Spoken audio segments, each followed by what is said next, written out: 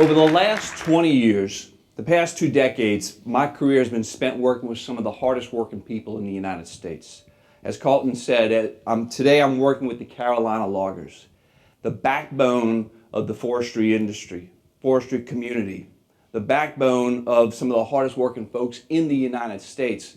And like our Carolina loggers, loggers across the United States share some common concerns. Their stress levels go high when they start addressing cost issues, labor issues, trucking issues, insurance issues, repair issues. You just go down the list, the stress rises for all of them. And I understand that incredibly well. And what I want to do is I want to take you all on a journey, take our loggers on a journey around the United States so they understand and see there's a future. Every business sector goes through challenges, every business sector. There's always opportunities in challenges and crisis events, and there's always opportunities to come out stronger. And a lot of our loggers today ask, is there a future in logging? And more importantly, is there a future for their children? And my answer is emphatically yes. I want to start with this right here. 95%. What would you do if your business lost 95% of your customer base overnight? What would you do if the people you sold your raw material to lost 95% of their customer base overnight? Where do you go for help? How would you even begin to get help? And some of you might be shrugging your shoulders saying, that's not going to happen to me. Look, folks, what I know for a fact is what's stable can be very, very fragile. Just ask the people in the Bahamas right now, after Hurricane Dorian. This was our reality in Louisiana when I was head of the Louisiana Seafood Board. We represented all the commercial fishermen, 19,000 commercial fishing licenses, the largest fisheries in the continental United States for context of all this. We had over 3,000 commercial vessels, 50 foot to 150 foot like this, wash up on land. 60,000 vessels like the ones you would use to go fishing yourself or skiing behind. Between Katrina and Rita, we lost 3 of the largest fishing docks in the United States. America lost 3 of the largest fishing docks in the United States. This is my buddy Pete, Captain Pete Garrica, and his wife Clara. Like many other fishermen, they stayed for the storm. They've been through this for decades. They know how to survive and live off the land and live off the water after a hurricane. This time was different. There were 2 things that were different. Pete, his wife, his mom, and his daughter all stayed. One of the first things that was different, when Pete looked out the window of his house, he saw a tornado tear apart the house next to him. In 18 seconds, that home was gone. The home that Pete lived in, Pete built with his own 2 hands. He built his home with his own 2 hands to withstand hurricane winds, not tornado winds. And he also built his home to withstand the flood, which was above the flood level. So when that same tornado hit his house, his family was all together. The roof opened up. They could hear the roof tiles. And then they got plucked by the tornado and dropped in the water. When they got dropped in the water, Pete and his mom floated across the street and landed in a tree, and he tied her with the cable wire to the tree to keep her head above water. His daughter got wrapped in the carpet, and he got floated away and landed on top of a chain link fence, an industrial chain link fence. Kept her head above the water, and Pete watched his wife Clara float by on a sheet of wood, not knowing what happened to her. The good news is all 4 of them survived. Now I mentioned 2 things that the fishermen didn't anticipate. Pete did not anticipate a tornado. The other issue that we did not anticipate, nobody anticipated with Katrina, was this. Everybody was so fixated on what happened in New Orleans, and the flooding stayed there for 2 weeks. It stayed there for 2 weeks. It took the Corps of Engineers 2 weeks to figure out, what do we do with this? They figured out a way to drain the water. They called it dewatering the city of New Orleans. And when they did that, they put it in Lake Pontchartrain, which is our fisheries. And when that happened, a professor from Texas called our waters toxic soup. What was stable became very fragile overnight, like turning off a light switch. It took us 4 years to recover. 4 years. 4 years for the infrastructure, 4 years to rebuild the trust of the American consumer because we lost 95% of the trust, and then 4 years for the city of New Orleans. And in 2009, Drew Brees brought us to the Super Bowl. And he held up the trophy, and then he held up his son, and he endeared the American public to us. We were back. We were back for the first time in our minds. And then this happened. April 20th, 2011, Deepwater Horizon explodes. 11 lives are tragically lost on a Tuesday. Everybody's watching this burn for 3 days. That Friday, I'm off of work that day. I'm late to the gym. I'm on the machine at the gym, going back, on the elliptical machine. I look up and I see this. When I see this, under my breath, I stop on the elliptical machine, and under my breath, I said, good Lord, what is this going to mean for our fisheries? That weekend was eerily quiet. Monday morning, I called the governor's office. I called the Secretary of Wildlife and Fisheries office, and I asked them, what are we doing? And they tell me to be quiet. They don't want to upset the oil and gas folks, important business in our state. Wednesday morning, I bite my tongue. Wednesday morning, I get in my car to go to work. I turn on WWL radio, AM station, the powerhouse, one of the powerhouse radio stations across the Gulf, talk radio. The fishermen are going absolutely ballistic because this is what they see. 70 miles off the coast, as far as you can see, a sheen of oil. And this is what you see, everybody in this room, in America and across the world sees, for the next 87 days, this rises to the top. For 87 days. The percent of market share we lost by the time this was capped, not just in Louisiana or in the United States, but across the globe, was 98%. We lost 98%. What was stable became very fragile again. This time, what we learned how to tell the story during Katrina, we had another factor to deal with this time. We had social media. We had people posting signs in New York, Chicago, San Francisco, D.C. saying, hey, we don't serve Louisiana seafood. We don't serve Gulf seafood. It's okay to come eat here. Our seafood sales, 98% tanked. We had to overcome that. The way you overcome that in a crisis event, there are opportunities through crisis. And the way we overcame that is we built a coalition of people. We huddled everybody we possibly could who wanted to work with us together. We brought everybody together. We got the funding, we secured the funding, and it took us 4 years. But that coalition started with the fishermen themselves, the processors, the distributors, the restaurants, the chefs, the retailers, the grocery stores, the health officials, all the way to the Oval Office. And the President of the United States directed his cabinet members from the EPA, the FDA, and NOAA to work directly with my small team. And we became really good at telling the story and owning the story, and there's a skill to that.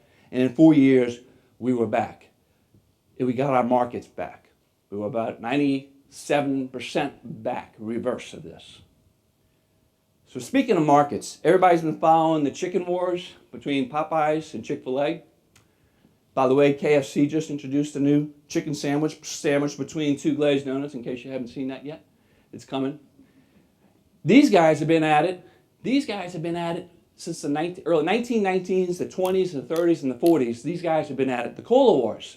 And they had what they call jingles. It's a musical song to help sell their product. And they went at it, and they were both really good at it. But in the 1940s, Pepsi made a misstep. They had a jingle that misfired some. And when that jingle misfired some, they had some other economic issues, and they pulled back on their marketing. When Coca-Cola saw that, in 1950, Coca-Cola ran their first national TV commercial. Launched it on Thanksgiving Day. They took the narrative from Pepsi. They own it. They own their story. Today, Coca-Cola is number 6 of all the global brands in the marketplace across the world, according to Forbes of 2018. Pepsi is 29. Coca-Cola and Pepsi, you know how much they spend a year on marketing to tell the story? $10 billion a year. Now, they're not just competing against themselves anymore. They're competing with every other drink known to man that has come out over the years. Coca-Cola almost lost it. Remember in the 1980s? They almost lost the trust. And the trust is what? Very fragile. Trust can be very, very fragile. So how does all this relate to this guy? Brett McHenry, Carolina logger from Wilson, North Carolina. How does it relate to this gentleman? Like our fishermen, the fishermen and the loggers have the two most dangerous jobs in the United States on a per capita basis. He puts his life on the line every single day to bring you and me the products we enjoy, use, need, want. Whether it's the toothpaste, things we don't even think of, like the toothpaste we use to brush our teeth, to the tires on our car, to the paper you're writing on, to the guitars we play, and the studs that build our homes. He's out there every day. And all this relates back to this slide, and this is a slide that's critical right here. At the bottom, it says $12 billion and $32 billion. Oregon has a $12 billion wood economy. North Carolina has a $32 billion wood economy.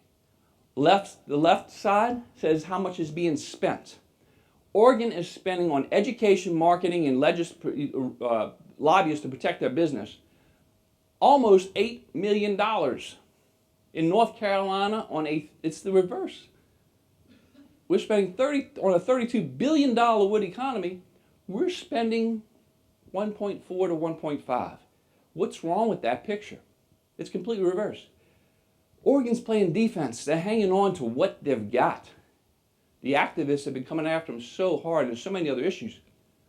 But there's that empty space you see is what I call a vacuum. And in that vacuum, what are we doing? Is the wood business at large filling it? Every sector doing their part to fill the vacuum. What I mean by that is to tell the story, to own the story. Every commodity needs to be doing this. Every single commodity in the marketplace. Are they doing it? Or is the wood economy doing that in this country? What we're doing is we're chit-chatting about our issues, while the activists keep persistently and consistently picking at us. And there's a myth inside of all this. Okay? There's a myth. And the myth is the greatest threat to forestry is urbanization. Now that is a huge issue. You just drive around the Raleigh area and the Triangle area, you can see with your own eyes. But every sector of the country has a crisis issue, right? But there's an overarching issue that's greater than all of it. The overarching issue is the trust. And this is what I'm talking about right here. In the palm of our hands, especially across the wood basket of the South, but across the United States at large, in the palm of our hands, we have the trust of the American consumer. I know what it's like to lose it. It's hard to get back, if not impossible. Once you get behind the 8 ball, it's really hard. So how do we not, and by the way, going back to relationships, you know how relationships can be stable, but in an instant they can be very fragile. How do we not get behind this 8 ball? How do we stay ahead of it? What do we do? This is how we do it. We huddle, just like we did after Katrina and BP. We huddle, we bring all the key players to the table. We got to do it, especially in our own sectors. For the loggers, we need to do it for sure. We have to tell our story. Nobody's going to do it for us. We have to tell our story, and there's a way to do it, and that's called a checkoff. And 2 sectors of the wood business are doing this. 2 sectors right now. The paper and packaging side with the paper and packaging program and the softwood lumber promotion. They're doing it. And through those checkoff programs, they do 3 things. One, they do research and innovation. They come up with new products to use, which you've heard about some today. One of the coolest products in my mind is the mass timber construction, where we can go from 6 stories to 18 stories. That's amazing. So And the other piece of that checkoff is telling the story and owning the story. And again, there's a skill to owning the story. There's three groups you've already heard of. Beef, it's what's for the incredible, edible. Pork, the other white. You know that, right? They have done their job. Those businesses that make up the cattlemen that make up the dairy, the beef organization, they invest in this program at a local level to go up to a national level, and they invest in their business, not just at the local level, but at the national level. They get themselves a voice that you just responded to. You tracking with me? So why do we do this? Why do we do this? Maybe a more important question, and I'm going to show you another level of how. This is why we do it. We talked about, I asked the question earlier, I travel around the United States, and I asked the question of loggers. And that question is this: do you want a future for your children? When I asked generational loggers that question, guys who've been in the business 30 and 40 years, they kind of shrugged their shoulders. They're not sure. It's a lot of uncertainty.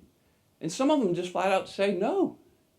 When you ask this guy, the young guns, the answer is absolutely yes, I want a future. So there's a disconnect within our own logging community. We have looked at, folks, if we're going to protect our business, keep the activists at bay, and have a future for us, nobody's going to take care of that man's son better than him. No one's going to take care of that man's business better than him. Nobody's going to take care of the logging business better than the loggers at whole. Expecting other people to protect us and provide a future for us doesn't make any sense. So this is why we do it. So there's a future. And there's one logger, this gentleman, bringing his child to school on Monday, bringing his child to the barbershop on Saturday morning to get his first haircut, turning the rural economy. That rural economy turns the state economy, and the state economies turn the national economy. And that rural economy is not just him and his wife. That rural economy is the dealers that supply the equipment for this, the guys who are planting the trees in the ground, the foresters, the mills, every sector. And it all starts with this guy. Without him, everything else doesn't work. Everybody needs to be working together for it all to work. And we all need to be doing our part telling the story. You watch those other commodities, what they're doing, they're all on the same page. That's why you were able to answer those three questions. Beef, it's what's for dinner. The incredible edible egg. Pork, the other white meat. So how do we do it? So let me recap that first. One logger, one logging community, one state, one nation, one voice. We come together, we huddle together, and that's how we overcome any issue. And we get ahead of the issue. And how do we do it? We do it with 1 penny. 1 penny per green ton a logging business invests in a checkoff program that allows us to do research, innovation, and to tell the story, to own the story, gives us a voice, gives you, the logger, a voice you have never had. When you have that type of voice, you can assure a future for this young guy. You can leave a legacy for this young guy. You can keep what's stable, stable. Not only do we want to keep what's stable, stable, and survive, we want to keep what's stable, stable, survive, and thrive, and move forward for the future so we can leave a legacy for this young man.